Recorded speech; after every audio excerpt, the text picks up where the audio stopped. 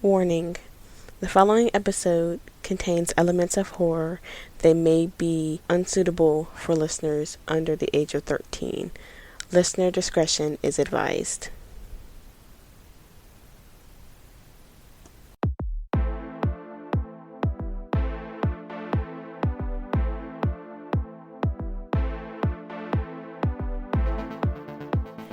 Welcome to Beyond the Bizarre, a podcast curated to all things, bizarre.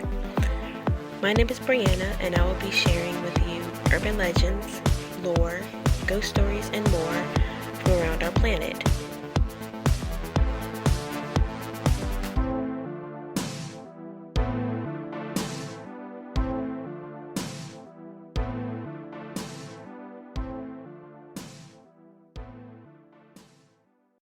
Hello everyone, welcome to a new episode of Beyond the Bizarre.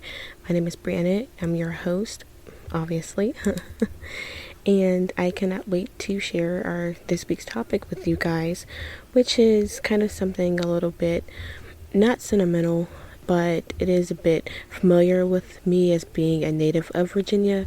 We're going to be sharing with you guys some lore of our home state here, the Edgar Poe Museum, the Hollywood Cemetery, both located in Richmond, Virginia, our state's capital, as well as the legend or lore of the Richmond Vampire. As a history buff, it was really interesting and cool me learning about these urban legends and lore and facts about the Poe Museum and the Hollywood Cemetery. Surprisingly, I never knew about the urban legend of the Richmond Vampire. That was something that was new to me when I was doing research on the Hollywood Cemetery, so I was very interested in that and wanted to share it with you guys. So with that being said, let's get into it. Starting with the Poe Museum, named after the poet Edgar Allan Poe. Poe Museum is located in Richmond, Virginia, specifically at 1914 East Main Street in Richmond. The house was constructed in 1740. The house was not actually inhabited by Edgar Allan Poe. He never actually lived there, but it is located only a few mere blocks from his actual home in Richmond. Since I'm inquisitive, it was only natural for me to wonder why they didn't use his actual home, but I couldn't find any information on it, so I guess it was probably the only available building that was around that had that history, that look also. It's a very beautiful building in my opinion, but the museum itself holds a variety of Poe's original work and various personal belongings to the poet as well, which I think is very, very cool. It is rumored that at least 3 different spirits haunt the historical museum, 2 blonde children, and a male shadow, which is said to be Edgar Allan Poe himself. The blonde children are believed to be the children of the original owners of the home, prior to it becoming the Poe Museum, of course. At times, these children appear in the photographs of visitors at the museum. So it was so funny, I actually got really creeped out when I was doing research and read this, because I had the opportunity to visit the Poe Museum when I was in 5th grade. I believe we went on an overnight field trip to Richmond, and when I was there, I had looked up at the window. I was outside with my student group, and I looked up at the window and I saw a child, and I was like, there's a kid upstairs, and the teachers, of course, started counting, making sure none of the kids, everyone was there, everyone was present. And one of my peers also saw it too, so we went to the teacher and was like, there's a kid upstairs.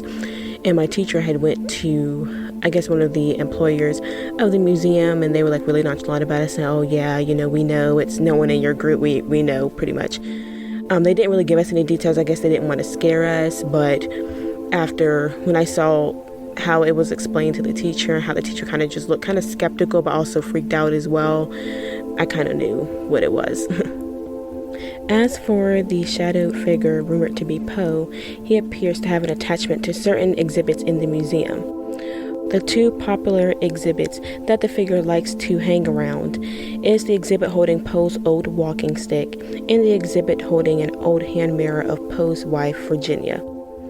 So outside of the exhibits, the shadow of Poe has been spotted in the hallways of the museum and in the garden outside. Similar to the blonde children, the shadow of Poe has also been spotted in photos, standing behind the groups of tourists, almost as if he was listening as well. So it's really interesting that, Poe may be hearing the curators and the employers telling his story, and he's, just hanging around listening, making sure, I guess, that they're recounting the events of his life correctly, I guess. Or who doesn't like to hear themselves be talked about, let's be honest. Just as long as it's all good talk, of course, nothing bad. So it kind of seems as though Poe is content with his legacy being shared, being told to generations and generations to come.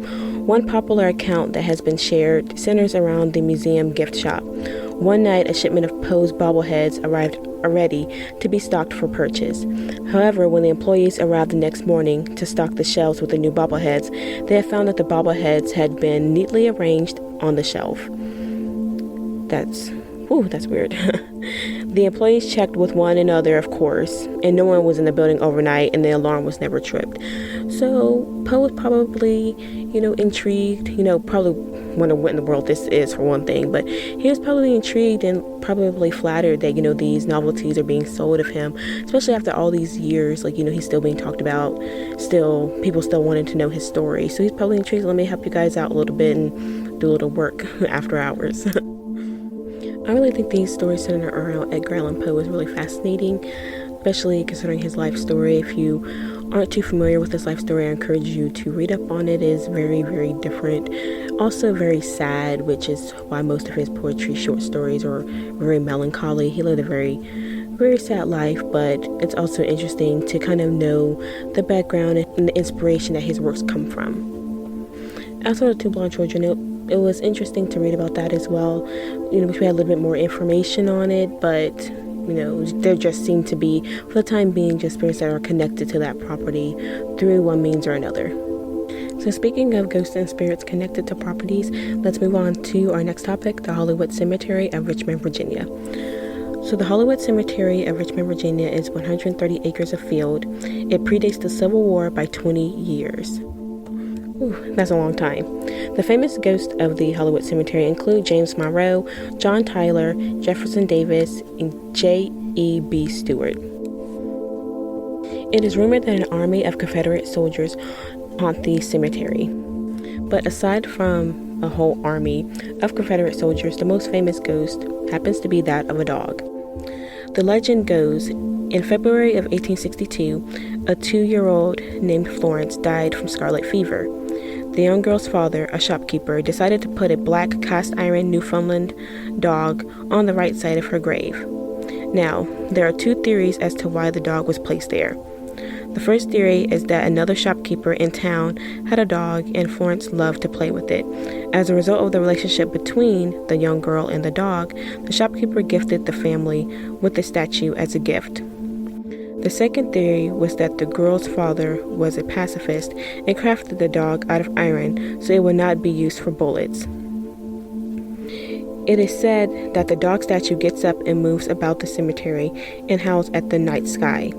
It is also said that if someone comes near Florence's grave with ill intentions or is disrespectful near her grave, the statue will growl. Now, that's a cute story. I can't lie. That's cute either way. It's sad, that the little girl died from scarlet fever, but at the same time, it's a really, really sad, but also cute story in my opinion. During the same 5th grade trip, I went to the Edgar Allan Poe Museum. I also went to the Hollywood Cemetery as well, and I saw the grave of Florence with the cast iron dog. I thought it was really, really cool. I took pictures as well there. When I looked at these, and I wish I actually had them, I actually misplaced them, I lost them a while back ago, but I actually wish I had them, because I'm in 5th grade, I probably should have, I was old enough to know better, but I guess I wasn't thinking because I was just so excited to be on an overnight trip, with my classmates and my mom not around. I took pictures, me and my best friend at the time, we took pictures at the cemetery, standing by graves, smiling. Now, it seems a bit morbid, but in my mind, I just, I wasn't thinking. I wasn't. Unfortunately, nothing showed up. Well, I'm not going to say unfortunately. Fortunately, nothing showed up in my pictures. But when I did take a picture by this grave, it kind of looked like a baby carriage, casket baby carriage. I did kind of hear crying, like a little bit, like whimpering. And needless to say, I jetted out of there like a bat out of hell. So with my experience on that, I definitely believe, the story of the Florence and the dog statue. Now, we weren't there at nighttime, so I can't vouch if the dog does actually get up and move around. That would be freaky to see. I probably would pass out at the sight of it, but I low-key actually, want to see it. So maybe I set up surveillance or something next time I'm there and hopefully be able to catch something interesting. So as I said, while doing research on the Hollywood Cemetery, I also came across the legend of the Richmond Vampire, which I said before I didn't know even existed, which is kind of a first for me because most urban legends I usually know about, especially ones of my state, I usually know about, of my home state. But this one kind of somehow slipped under my radar, which, that it does happen, especially with doing this podcast. Like, I'm finding so many lore, urban legends and things that I've heard of once or twice, but never really looked into. This is kind of one of the first where I just never heard about it at all. So let's go ahead and get into it. So with the Richmond Vampire, local residents claims that the mausoleum of W.W. Poole, which is dated 1913, in the Hollywood Cemetery holds the remains of a vampire. So supposedly, per lore, Poole was ran out of England in the 1800s for being a vampire. That's per lore. There's really no basis in fact on that. That's just per the retellings over time. The legend first gained traction in the 1960s and continued to increase in popularity due to the mausoleum being located across from VCU, the Virginia Commonwealth University. The lore was first mentioned via print in the Commonwealth Times in year 1976. So this is kind of this, what I'm about to share next, is kind of like this ground where lore kind of conflicts with actuality. So it says like the retelling, as you guys probably have experienced in retelling or hearing stories recounted, it kind of can conflict with actual fact. So that's why when I was doing research, it was kind of puzzling to me. I was like, okay, if he was ran out of England, then, why is this conflicting? And I say this because it is said that W.W. Poole was born in April 1842 and died February 1922, was a man born in Mississippi who later moved to Richmond and worked as a bookkeeper. He had a wife and 3 children. And when I found that out, I don't know how the whole thing with him being a vampire ran out of England story came about. Maybe it's just because it's a mausoleum and, all it takes is really for one person to make up a story, use a name, and next thing you know, you're a bookkeeper / vampire. But with this particular legend, it began with the collapse of the Churchill train tunnel in 1925, which happened 3 years after W.W. Poole died. So according to the legend, immediately following the Churchill tunnel collapse in 1925, a gruesome figure with sharp-pointed teeth and flesh hanging from its body emerged from the rubble and dashed towards the Hollywood Cemetery. Men who were working nearby followed the grisly creature and watched as it disappeared into the W.W. Poole Mausoleum. The creature could not be found and has not been seen or heard from since. So that kind of, when I did research on that, I still don't understand. I guess I kind of understand how W.W. Poole got dragged into it because the creature ran into his mausoleum, but it's just, to me, it's a bit messed up. It's a bit messed up, that was recounted. Now that's kind of like his legacy, but I guess in a way it's kind of cool because people mention his name and talk about it, but that's if he's okay with going down in history as a blood-sucking creature, Not that there's, of course, anything wrong with vampires. Actually, vampires and witches actually my favorite lore creatures. Like I think it's fascinating, but that's a talk for another time. But back to W.W. Poole. Urban legend and folklore researcher Gregory Maitland did try to clear his name a little bit. He said that the creature was 28-year-old railroad fireman Benjamin F. Mosby, 1896 through 1925, who had been shoveling coal into the firebucks of a steam locomotive of a work train. He had on no shirt on when the cave-in occurred and the boiler erupted. So Mosby's upper body was horribly scalded and several of his teeth were broken before he made his way through the opening of the tunnel. Witnesses reported he was in shock and layers of his skin were hanging from his body. He died later at the Grace Hospital and was buried at Hollywood Cemetery. So And so this is kind of like when lore and urban legends and ghost stories kind of cross over reality, and like it sometimes kind of feeds into that saying that behind every urban legend there's a speck of truth or something of that nature. That kind of rings true in the urban legend of the Richmond Vampire. Do I believe that there's a faint creature running around the cemetery? Probably so. If there's a dog made of cast iron howling at the moon out there, yes, there probably is. It could be, if not any association with W.W. Poole, it could be that the spirit of Benjamin F. Mosby, still recounting his final days, final hours of going through that intense and emotional state, intense pain.